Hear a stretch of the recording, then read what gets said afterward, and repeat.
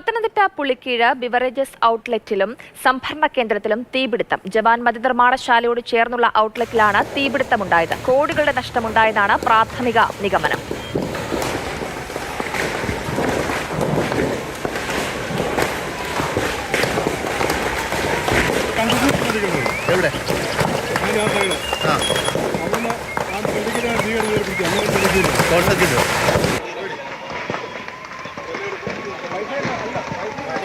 കൂടുതൽ വിവരങ്ങളുമായി CK അഭിലാൽ ചേർന്നുണ്ട്. അഭിലാൽ, എപ്പോഴാണ് ഈ തീപിടുത്തമുണ്ടായത്? എങ്ങനെയാണ് ഈ തീപിടുത്തമുണ്ടായത്? ഈ തീ പൂർണ്ണമായും അണയ്ക്കാൻ സാധിച്ചിട്ടുണ്ടോ?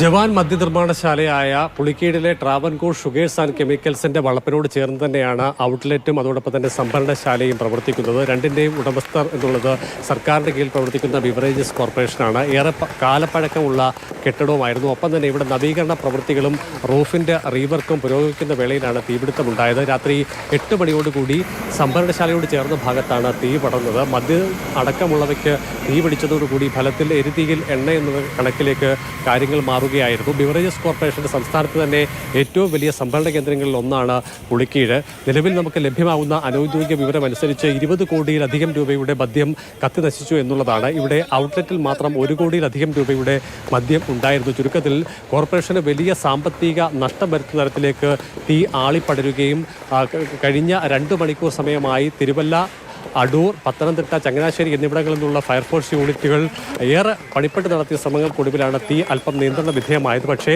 സംഭരണ കേന്ദ്രത്തിൽ ഉണ്ടായിരുന്ന സ്റ്റോക്ക് ഏറെക്കുറെ പൂർണ്ണമായും കത്തി നശിച്ചു എന്നുള്ളതാണ്.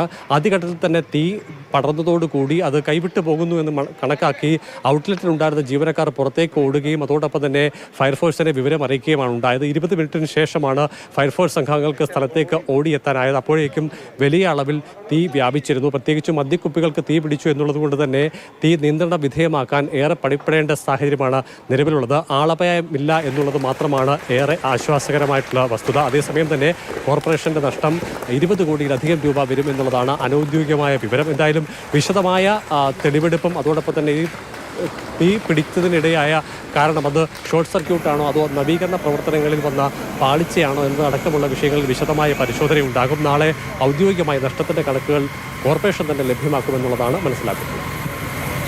ശരി അഭിലാൽ. പത്തനംതിട്ട പുളിക്കീഴ് ബിവറേജസ് ഔട്ട്ലെറ്റിലും സംഭരണ കേന്ദ്രത്തിലുമാണ് തീപിടുത്തമുണ്ടായത്. ജവാൻ മദ്യനിർമ്മാണശാലയോട് ചേർന്നുള്ള ഔട്ട്ലെറ്റിലാണ് ഈ തീപിടുത്തമുണ്ടായത്. ആളപായമൊന്നും ഉണ്ടായിട്ടില്ല എന്നുള്ളതാണ് ആശ്വാസകരമായ കാര്യം. പക്ഷേ കോടികളുടെ നഷ്ടമുണ്ടായിട്ടുണ്ട് എന്നുള്ളതാണ് പ്രാഥമികമായ നിഗമനം. പത്തനംതിട്ട, അടൂർ, തിരുവല്ല ഭാഗങ്ങളിലെ ഫയർഫോഴ്സ് സംഘമെത്തിയാണ് തീ അണയ്ക്കാനുള്ള ശ്രമം നടത്തുന്നത്.